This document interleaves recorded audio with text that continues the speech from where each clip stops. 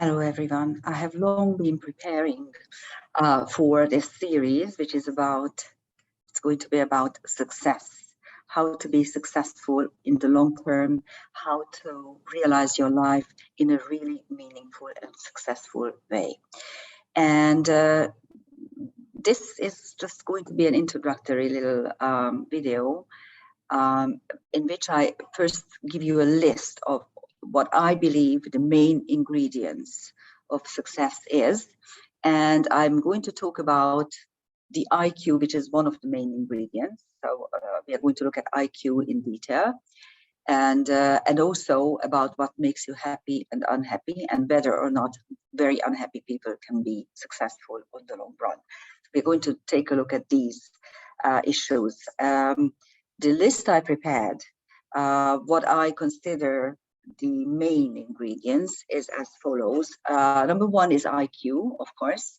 It's a long-term secret, which I'm going to talk about in detail. So I'm not going to put my main points here.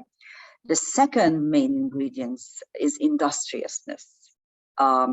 This is a big topic, and coupled with stamina, endurance, and drive, probably, is going to be the second video. And vision is a very important ingredient of being successful. So we're going to look at what vision is made by. I mean, what are the main astrological significators of whether or not you can manage vision, or you can actually project vision out to the outer world.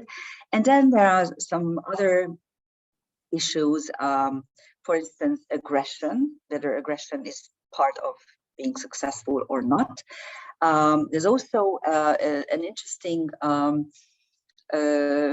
portion of the aspects, because if you are familiar with the Magi Society in the United States, they actually publish a long list of success aspects. They consider these the main ingredients. We are going to look at those as well, and I'm going to show you how they are really important. But at the same time, if you have some debilitating aspects, which are kind of offsetting the success aspects, they become not irrelevant, but they become very hard to utilize. Let's put it this way.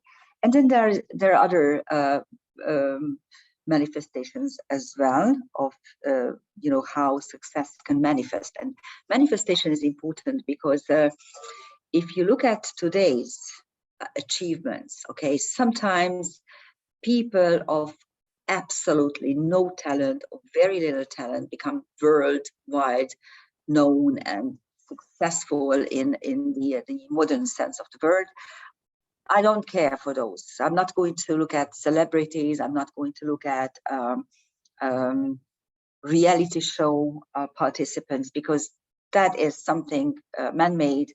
It has got nothing to do with true long-term success. We're going to look at it in the traditional way. And before we actually tackle that, let's take a look at happiness and unhappiness as a topic, because I believe that happy people are much more able to become successful than unhappy people. Although sometimes the fact that you are unhappy with your circumstances and unhappy with how things are and how things are going in your life can actually drive you towards achievement. So that's a true reality. But at the same time, if you are happy, you're much more able to see meaning and purpose in your life, which is also very important. So if you look around, you see nowadays many unhappy people, and it's really the system. We used to say whenever, in the socialist years, I grew up in socialist Hungary. My first 4 years were in socialist communist Berlin, because I was born in Berlin and then came to Budapest, and I spent most of my time there. And whenever something didn't happen or we didn't like, it was always the system. And true enough, socialism is a terrible notion. The way they actually pushed the whole system upon us was really terrible. So anyone who think it's a bright idea, seek me out. I can tell you horror stories what it was really truly like to be equal. Okay, there's no such thing as equality. We are never equal. And equal chances, yes. Equal outcome, no, by no means, no, because it kills human endeavors and it kills the drive towards success. So whenever we are unhappy, it causes such a discomfort, and it also triggers such narrow-mindedness that the person who is thoroughly unhappy becomes simply a bad person. He becomes usually very angry and accusing of others of his own unhappiness, his own unsuccessful ways. And if you look around, you see quite a few people like this, especially now during the pandemic.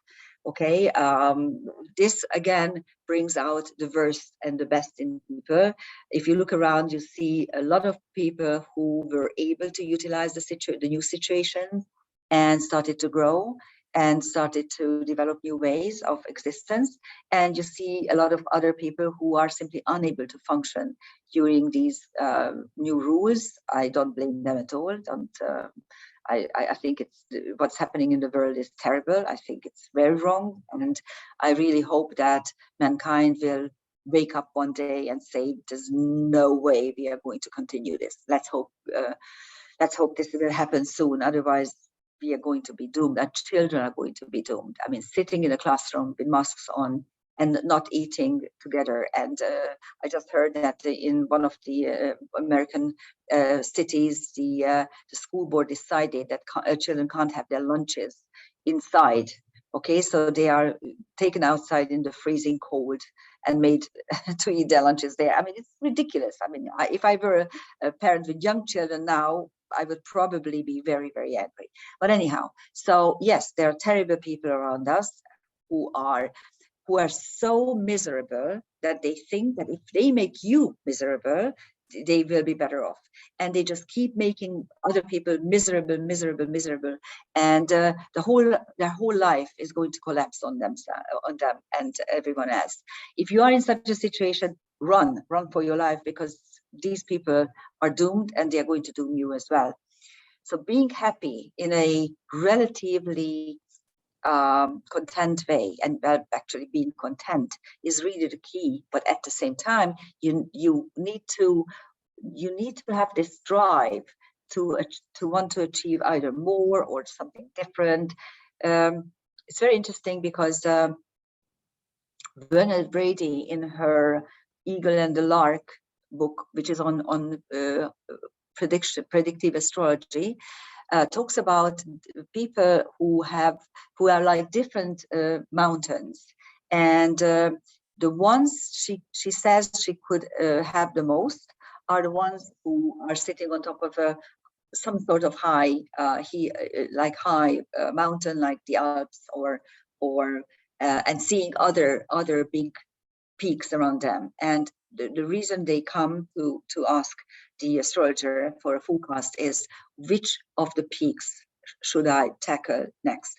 And this is exactly the attitude, because once you achieve something, you need to see the nearby goals in order to do more or something different. It doesn't have to be more, but it has to be slightly different. So you need to leave your comfort. You need to be able to leave your comfort zone and seek out new perspectives. And for this, you of course need to have drive and some sort of aggression, which is going to be probably the last of the list, because I want you to understand that again, aggression has negative and positive facets. Mass is of course linked to aggression. But let's talk about IQ today. And this is the best kept secret in sociology and also in psychology in many ways. Sometime in the First World War, the American army realized that people who have a lower IQ than 85 are unable to be taught anything. So they are unable to learn new stuff. And of course, they weren't able to accept their listing. So, those people who had lower IQs were simply not good even to become private soldiers. soldiers. And that's very sad. And so the first thing that we need to acknowledge, which is quite hard, but let's try to do it, is that, yes, there are people among us who have lower IQs. Actually, there are certain groups of people among us who have lower IQs than the rest, and certain nations as well, and certain territories where life is different from what we have here. So the problem-solving instinct is less required from them. And you may use labels for this kind of thought, but the fact remains, we are not equal, okay? And people function best if they can do stuff and deal with stuff which is to their IQ, to the level of their IQ. So this is something you need to know immediately. And before you think that there's also EQ, which is emotional quotient or something like that. Yes, maybe, I don't know. I haven't seen any plausible data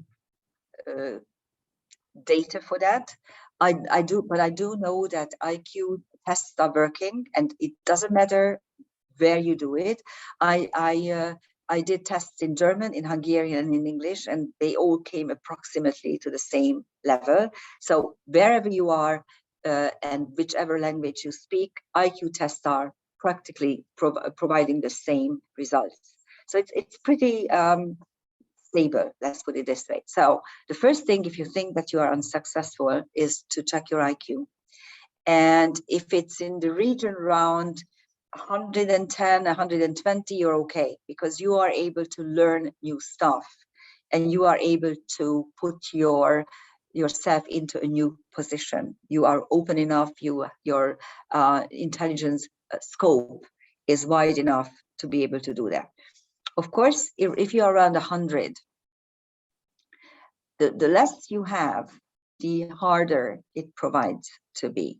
So actually, what I can tell you is that hopefully your IQ is around 120, and then you are okay.